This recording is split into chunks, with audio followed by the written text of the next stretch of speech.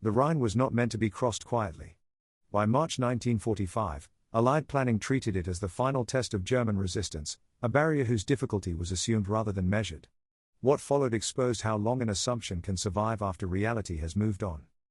This channel examines World War II through moments when certainty hardens, intelligence narrows, and decisions close off alternatives.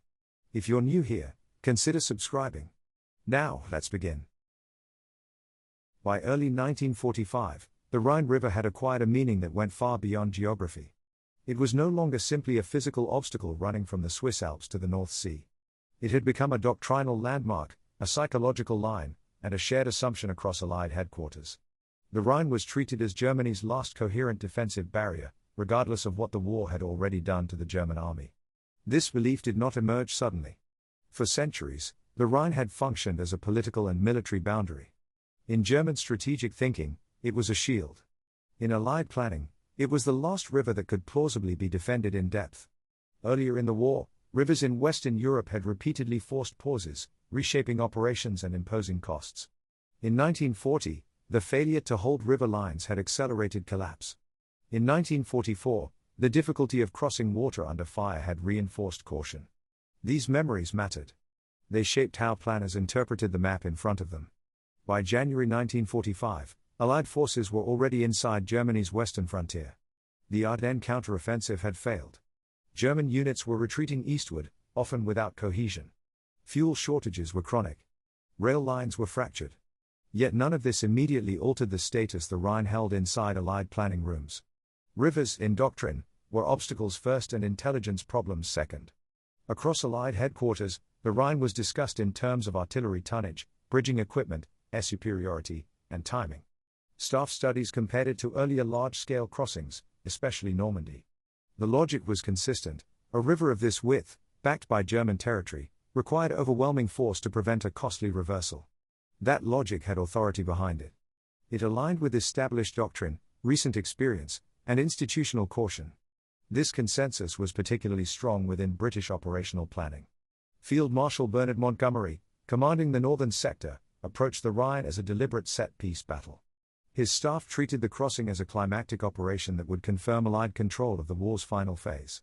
Preparation was not seen as delay, but as responsibility. Firepower was reassurance. Time was insurance. The assumption was simple and widely shared: the German army might be retreating, but it was still capable of organizing a last stand behind the Rhine. Any attempt to cross without overwhelming preparation risked unnecessary losses and potential embarrassment. In that framework, patience was not hesitation. It was professionalism, yet assumptions have inertia. They persist because they once made sense, not because they are continually tested. By February 1945, intelligence reports were already describing German formations as understrength, poorly supplied, and fragmented. Communications intercepts pointed to coordination problems. Prisoner interrogations suggested exhaustion rather than resolve. These details accumulated quietly, without immediately altering the central model. Maps continued to show a solid line. Planning documents continued to assume depth. The Rhine, on paper, remained a fortress. South of Montgomery's sector, another Allied commander was reading the same reports and reaching a different conclusion. General George S. Patton did not dispute the Rhine's size or its historical significance. What he questioned was whether the enemy opposite it still resembled the force Allied doctrine was designed to defeat. At this stage, no decision had been made. The river still held its authority. The planning machinery continued to turn. But beneath the surface, the gap between doctrine and observation was widening. The Rhine was being treated as a fixed problem, even as the enemy behind it was becoming something else entirely. By late February 1945, the question was no longer whether the Rhine could be crossed. It was whether waiting to cross it would reveal more about Allied caution than German strength. By February 1945, the Allied war in the West had entered a phase that planners had anticipated for years but never fully defined. Germany was retreating on all fronts, yet it had not surrendered. Its cities were under constant air attack, its industrial output sharply reduced, and its manpower increasingly improvised.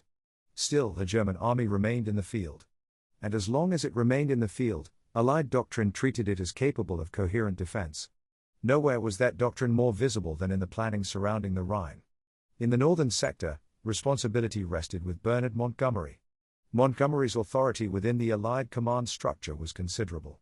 His victories in North Africa and his central role in the Normandy landings had reinforced his reputation as a methodical commander who prioritized preparation and control. He had learned, often painfully, that underestimating the enemy produced consequences that could not be reversed once an operation was underway. Montgomery's planning culture reflected that experience. He believed battles were decided before they were fought, through organization, mass, and clarity of purpose. In his view, success came from removing uncertainty, not embracing it. The Rhine, therefore, was not simply another river. It was the last place where uncertainty could still impose costs on an otherwise inevitable Allied victory. The operation he developed, later designated Operation Plunder, was conceived as a deliberate, overwhelming assault. The crossing would be supported by massive artillery concentrations, sustained air support, and carefully synchronized ground movements. Engineering units would prepare bridging equipment in advance. Timetables were refined. Logistics was stockpiled. Nothing would be left to improvisation. From a doctrinal perspective, this approach was sound. Rivers favored defenders. History reinforced that belief. Allied planners remembered failed crossings, stalled offensives, and the cost of attacking fortified positions without sufficient preparation. The Rhine's width, its fast current, and its exposed eastern bank all seemed to confirm that caution was justified. What mattered just as much as the physical terrain was the institutional memory behind it. Montgomery and his staff were still operating within a mental framework shaped by earlier phases of the war. They remembered 1940, when German forces had exploited Allied miscalculations. They remembered Normandy, where amphibious landings had required overwhelming firepower to succeed. They remembered Arnhem, where insufficient preparation and optimistic assumptions had ended in failure. Those memories did not fade simply because the calendar had advanced to 1945. As a result, time became a tool rather than a liability. Montgomery did not see the additional days spent preparing as a risk. He saw them as a guarantee. Each day allowed more guns to be positioned, more ammunition to be delivered, more air sorties to be scheduled. Each delay reduced the chances of surprise, confusion, or reversal. Within this logic, patience was not hesitation. It was discipline. Intelligence reports during this period were absorbed into that framework rather than allowed to challenge it. German units opposite the Rhine were known to be under strength. Supply shortages were acknowledged. Communications problems were noted. But these details were treated as variables to be managed, not indicators of systemic collapse. A weakened enemy could still fight. A disorganized enemy could still defend a river line. Staff records from this period show a focus on synchronization rather than speed. Maps were revised, not abandoned. Briefings extended rather than narrowed. The planning process itself reinforced the assumption that the Rhine crossing would be a defining event, not a transitional one. What went largely unexamined was the cost of waiting in a situation where the enemy's weakness was increasing faster than Allied strength. German command structures were fragmenting. Local commanders were improvising defenses with little coordination. Units were being shifted without clear purpose, often arriving too late to matter. These conditions were visible in intelligence summaries, but they did not carry the authority of doctrine. Montgomery's approach reflected the strength and the limitation of institutional certainty. His model of war had been validated repeatedly in earlier campaigns. It rewarded control, preparation, and overwhelming force. What it did not easily accommodate was the idea that an enemy might cease to function as a system before formally surrendering. By the time February turned into March, the Rhine was still treated as a fortress in Allied planning documents. The crossing was scheduled, rehearsed, and resourced as if the German army behind it remained intact. The assumption held, not because it had been confirmed, but because it had not yet been disproven in a way that forced reconsideration. In the southern sector, however, a different reading of the same evidence was beginning to take shape. And unlike doctrine, it did not require consensus to act. The clock was still moving. By early March 1945, the war along the Western Front had become uneven. On paper, the German army still existed as an institution. Its formations were numbered, its headquarters named, its defensive lines marked on Allied maps. In practice, much of that structure had already thinned to outlines. The question was whether anyone was prepared to treat that thinning as decisive. In the southern sector, command rested with George S. Patton. Patton's reputation, both among his peers and within Allied headquarters, was firmly established by this stage of the war. He was aggressive, impatient with delay, and openly skeptical of caution that could not justify itself in results. But beneath that reputation was a method that was often misunderstood. Patton did not move quickly because he ignored intelligence. He moved quickly because he interpreted it differently. Patton's headquarters consumed the same intelligence streams as every other Allied command. Prisoner interrogations, aerial reconnaissance, signals intercepts, G2 summaries compiled from frontline reports. What distinguished Patton's reading was not access to better information, but his willingness to treat absence as evidence. Silence, gaps, and inconsistency mattered to him as much as confirmed strength. By late February 1945, reports from units approaching the Rhine in Patton's sector described German resistance that appeared organized on paper but fragile in execution. Patrols encountered checkpoints that dissolved under pressure. Artillery fire was sporadic and poorly coordinated. Communications intercepts suggested that German units were struggling to relay orders laterally, not just vertically. These were not signs of a coherent defense preparing for a climactic stand. Patton's staff noted something else that doctrine did not emphasize. The Germans were not reacting at the speed expected of a force defending a major river line. Reconnaissance probes went unanswered longer than anticipated. Movement along the riverbank was limited. In some areas, defensive preparations appeared incomplete, as if units had arrived without time or resources to fortify properly. According to later staff recollections, the Rhine in this sector felt less like a line being held and more like a boundary being abandoned in stages. Traditional doctrine would have interpreted these signs cautiously. Weakness could be deception. Silence could precede ambush. Disorder could conceal reserve strength. Patton did not dismiss these possibilities, but he weighed them against a different question: whether the German army still possessed the institutional capacity to coordinate a large-scale river defense at all. In Patton's view, the German problem was no longer material. It was systemic. Units existed, but they did not function together. Commanders issued orders that arrived late or not at all. Reinforcements were promised but failed to appear. The army still occupied ground, but it no longer controlled tempo. That distinction mattered. This reading did not come from a single report or dramatic revelation. It emerged gradually, through repetition. Each day that passed without coordinated German reaction reinforced the same conclusion.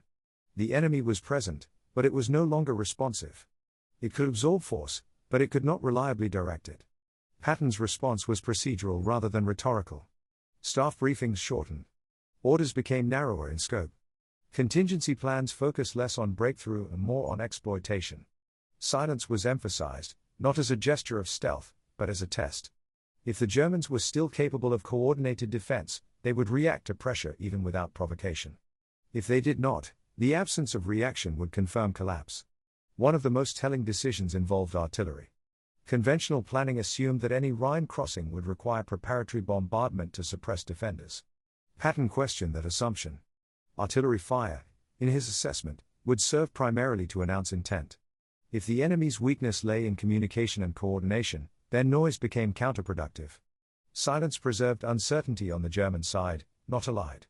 By early March, Patton was no longer asking whether the Rhine could be crossed. He was asking whether the Germans could prevent it if he did. The distinction was subtle, but decisive. It shifted the problem from engineering to psychology, from terrain to reaction time. This interpretation did not overturn doctrine formally. No Allied conference revised its assumptions. No planning document declared the Rhine obsolete as a defensive line. But in Patton's headquarters, the model was already bending. The river remained wide. The current remained fast.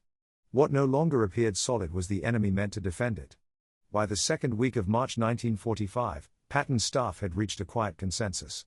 If they waited for permission, the moment would pass. If they moved while the German system was still unresponsive, speed itself could substitute for preparation. The choice had not yet been issued as an order. But the direction was already set.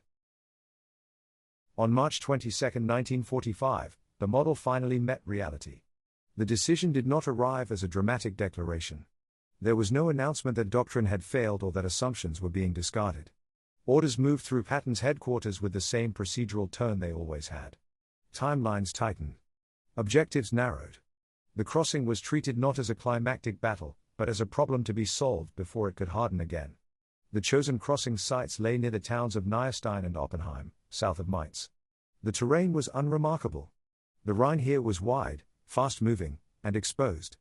According to prevailing doctrine, it was precisely the kind of place where a defender should have been able to impose delay and casualties. That was the expectation the Germans had relied on. It was also the expectation Patton was prepared to violate. The key order concerned restraint rather than force. There would be no preparatory artillery barrage. No airstrikes to soften the riverbank. No radio traffic beyond what was strictly necessary. Units were instructed to move quietly, to accept uncertainty rather than eliminate it. The absence of noise was deliberate. It denied the Germans advance warning and tested whether anyone on the far bank was still listening. The crossing began after nightfall. Infantry units moved toward the river carrying assault boats where they existed. Where they did not, engineers improvised. Reconnaissance patrols had already reported the presence of German river barges moored along the bank, many of them abandoned. These barges were not part of any Allied plan. They had not been requested, delivered, or inventoried. They were simply there. To Patton's staff, their presence was another data point. Infrastructure left behind suggested retreat without coordination. Planks were strapped across the barges. Makeshift ramps were assembled. Tanks were prepared to follow once a foothold was secured. None of this resembled the carefully rehearsed river crossings described in Allied manuals. It was functional rather than elegant. Speed mattered more than symmetry. The first infantry elements crossed without opposition. No flares rose from the far bank. No artillery fire answered their movement. According to later accounts, some German positions were occupied, but unmanned. Others were manned by troops who did not react until movement was already underway. The silence held longer than expected. When German fire did appear, it was isolated and uncoordinated. Small arms fire came from individual positions rather than prepared kill zones. There was no immediate counterattack. No organized attempt to push the crossing back into the river. Communications delays on the German side became visible in real time. Units that might have responded did not arrive together. Orders, if they were issued at all, did not translate into action quickly enough to matter. By the early hours of March 23, Allied units were established on the eastern bank. Engineers began improving crossings. Armor followed. What doctrine had framed as a dangerous transitional phase passed without the expected resistance. The Rhine had been crossed not because it was weak as a river, but because it was no longer anchored to a functioning defensive system. News of the crossing moved upward through Allied command channels after it had already succeeded. Reports described the operation in understated terms. Resistance had been light. Casualties were limited. Objectives were achieved on schedule. The language reflected the fact that there was little to explain. The crossing had not produced the kind of battle planners were accustomed to justifying. For the Germans, the failure was not immediately recognized as decisive. Local commanders attempted to respond, but their actions lagged behind events. By the time reserves were identified, Allied units were already expanding their bridgehead. The moment when the crossing could have been disrupted had passed quietly, without a single dramatic engagement to mark it. What had broken was not a defensive line, but an expectation. The Rhine had functioned as a barrier only as long as both sides agreed to treat it as one. Once that agreement dissolved, the river lost its authority. By the time High Headquarters confirmed that Patton's forces were east of the Rhine, the crossing itself no longer mattered. The focus shifted immediately to exploitation, to movement, to what lay beyond the river rather than behind it. The model had been overtaken by events. And it would not be revised in time to change what came next. By the final week of March 1945, the contradiction was no longer theoretical. It was geographic. On March 23, Allied headquarters confirmed that elements of George S. Patton's Third Army were firmly established east of the Rhine. Bridgeheads were expanding. Armor was moving. Supply routes were already being improvised and stabilized. The river that doctrine had treated as a terminal obstacle had become, in Patton's sector, a solved problem. At the same time, north of this crossing, preparations continued for Operation Plunder. Under the direction of Bernard Montgomery, artillery remained in position. Engineering units finalized bridging plans. Air support was scheduled in carefully phased waves. The operation would proceed exactly as designed, with overwhelming force applied against a river that was still treated as decisive. Both crossings would succeed. That fact would later complicate interpretation.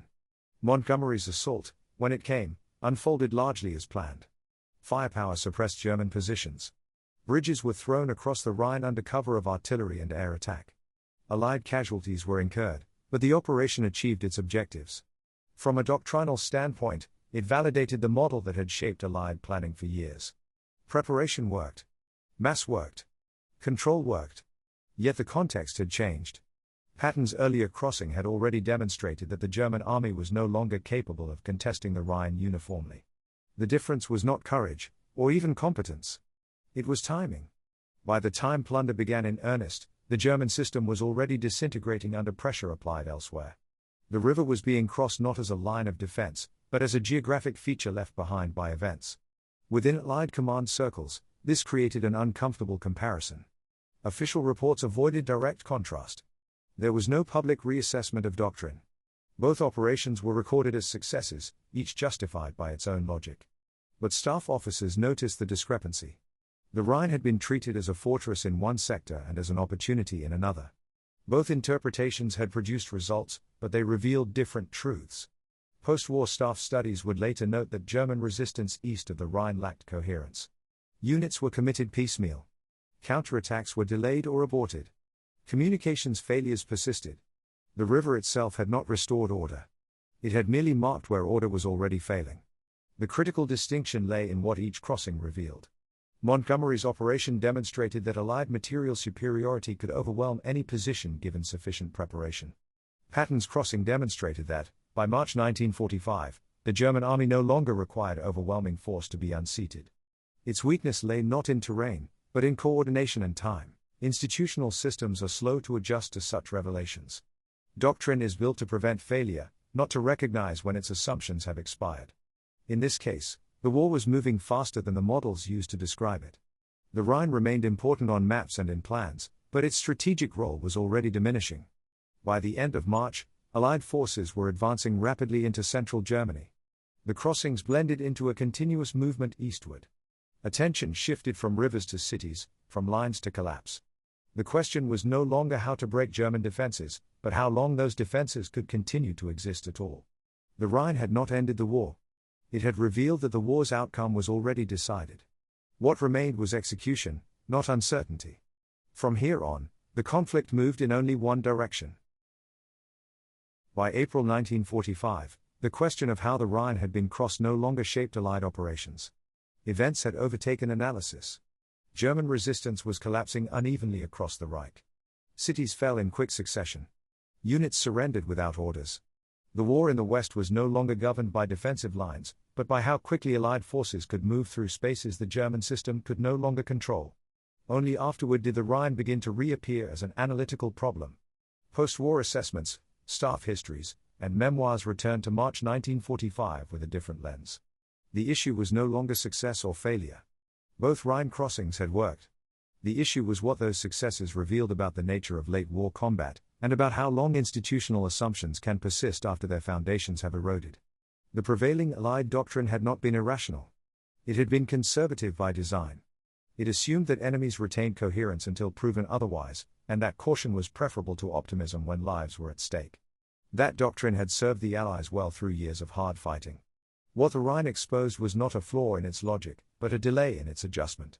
By the time Allied forces reached the Rhine, the German army no longer functioned as an integrated system. It still occupied terrain. It still possessed weapons. But it could not consistently sense, decide, and react. Command authority was fragmented. Communications were unreliable. Initiative had collapsed downward and then disappeared entirely. In such an environment, traditional indicators of strength became misleading. The critical lesson was not that rivers no longer mattered. It was that obstacles only matter when they are embedded within a system capable of exploiting them. Once that system fails, even formidable terrain loses its meaning. The Rhine did not stop being wide or fast. It stopped being decisive because the organization meant to defend it had already broken. This distinction reshaped post-war military thinking, even if slowly.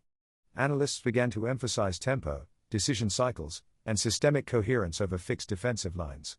Intelligence was no longer treated solely as a catalogue of enemy capabilities, but as a measure of enemy responsiveness. Silence, delay, and inconsistency acquired new significance. The contrast between the two Rhine crossings became instructive rather than controversial. One approach demonstrated how to execute doctrine perfectly. The other demonstrated how doctrine can become obsolete without announcing its expiration. Neither commander was reckless. Neither was ignorant. They were responding to different interpretations of the same battlefield. In the end, the Rhine did not mark the final barrier of the war. It marked the point at which the last major Allied assumptions about German resistance quietly expired.